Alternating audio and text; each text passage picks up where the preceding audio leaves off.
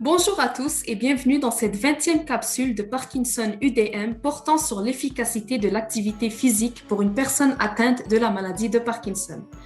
Malgré ce que l'on pourrait croire, une personne atteinte de la maladie de Parkinson est encouragée à faire de l'activité physique et à bouger. Dans cette vidéo, nous allons tout d'abord expliquer les bienfaits de bouger sur le point de vue médical, donc des avantages en ce qui concerne les symptômes physiques. Ensuite, nous allons voir ensemble les bienfaits de bouger sur la santé mentale et, finalement, j'énumérerai quelques exemples d'activités physiques qui peuvent servir de thérapie pour les personnes ayant la maladie de Parkinson.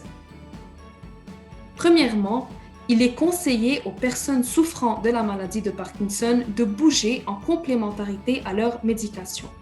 En effet, pratiquer de l'exercice physique modifie le métabolisme de nos cellules et augmente la production d'énergie dans notre corps.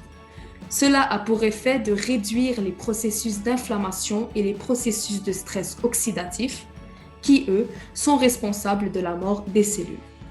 En d'autres termes, l'activité physique ralentit le processus de dégénérescence des neurones et, par extension, la progression de la maladie. En plus de tout ça, bouger favorise la détente des muscles, diminue le sentiment de fatigue, améliore la coordination, l'équilibre et la marche, et finalement, diminue le risque de chute.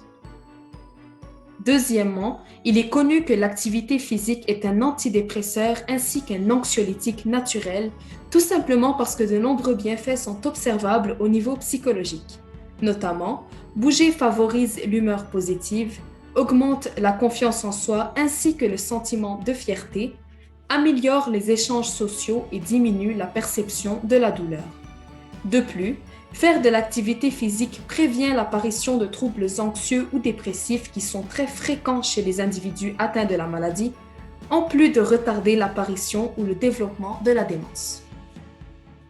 Finalement, une activité sportive de haut niveau n'est pas du tout ce que l'on entend lorsqu'on conseille aux personnes atteintes de la maladie de Parkinson de bouger. De simples changements dans le mode de vie, tels que marcher à tous les jours, prendre l'escalier au lieu de l'ascenseur ou même descendre de l'autobus un arrêt plus tôt sont suffisants pour bénéficier des nombreux avantages énumérés plus tôt. Dans l'optique d'une activité de groupe, de la danse, du badminton, du tennis ou du tai chi sont des exemples d'activités qui peuvent être adaptées à la clientèle et pratiquées dans un cadre thérapeutique.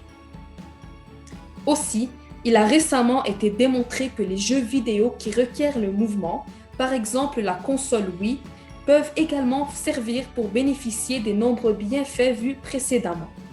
Selon une étude effectuée à l'Université d'Ottawa, un programme d'activité de 45 minutes 3 fois par semaine impliquant la console Wii a démontré une amélioration statistiquement significative chez les participants atteints de la maladie de Parkinson en ce qui a trait à l'équilibre statique, le fait de s'asseoir et de se lever, une amélioration dans le score total obtenu dans l'index d'équilibre dynamique et finalement une augmentation de la vitesse de marche.